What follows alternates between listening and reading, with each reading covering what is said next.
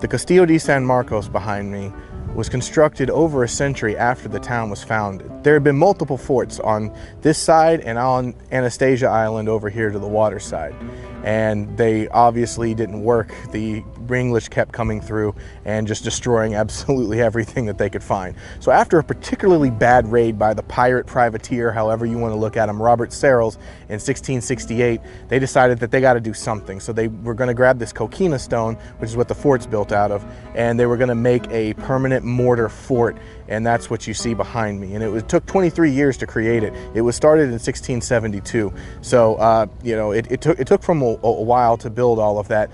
And it was built in pieces. So it was originally just kind of a square fort, and then they built these little diamond sections, little bastions and things off of it afterwards, and you know, that kind of added to it. And it was painted white at the time, so that it would, you know, gleam, and it would also kind of, you know, keep away the weathering and the salt from the ocean here. All right, well, every castle needs a moat, right? And that's exactly where we are right now. This is the moat. So it holds this side up, and then you've got the fort right here. So if you're gonna get in the way of these bullets coming through from the top, you're gonna get stuck down here and you're not gonna be able to make it out. So this is one of the defensive structures that they had at the time. No, there wasn't any alligators. No, there wasn't any water or anything in the moat. It was mostly just grass, and usually the town would take these fortified positions and they would put their cows in here and let them graze. So that way when there was a long siege, they'd have some food available. But right here, there's a moat, and at the top over here where you can see, that's a bastion. So there would be a sentry located out there, and he'd be looking out.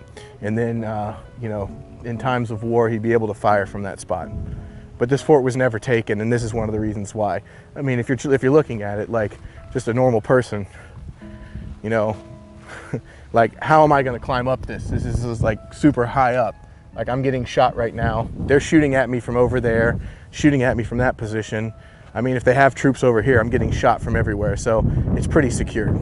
It takes, what they say, it takes 3 men to take 1 man out of a fortified position. It'd probably seriously take 100 men to take 1 of them out from here, because they can just hide behind the fort all day long. One of the things about this new world that the Spanish found out about is this right here. It's called Coquina. It's not just brick or anything. This is a bunch of little shells, little dead organisms that have been kind of congealed into this big mass, and they made a big quarry of it over across the bay in Anastasia Island. And what's cool about it is, if you can see, like, these are bullet holes, right? This is like a firing squad area, and so they don't chip and break away. Now here, obviously it did, but they mostly just kind of go in. So when you're being bombarded, you'll see cannon holes all over this place. And what would happen is the English would fire their cannons into this, and it would just sink in.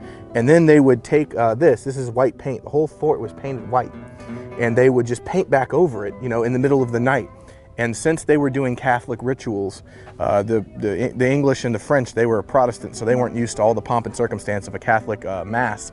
They tended to think that they were doing magic or something, so like black magic or whatever, because every time they'd fire cannonballs into them, it would just sink into the wall. They'd paint over it, and it looked like there was no damage to the fort.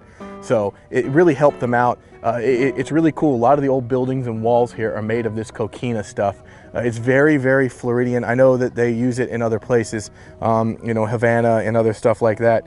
But this is very Floridian, especially like Spanish period. So it's one of the cool materials that they have.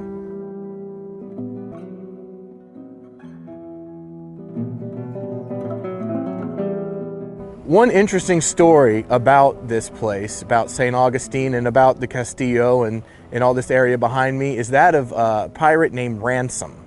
And he was captured and was going to be executed by garrote. Now, that's different from hanging. That's when they sit you down and just slowly tighten a rope around your neck until you choke to death. Well, it kept tightening and tightening and tightening and tightening until the rope actually broke, and he fell to the ground, obviously gasping for air. Well, they wanted to kill him again, right? You know, just give him another shot. But the friars in the town was like, this is a sign from God. You have got to let him live. So they took him and let him recover back at their mission back into town. And then they held him for a time period right here at the Castillo De San Marcos, which you can see, which is behind the camera right now.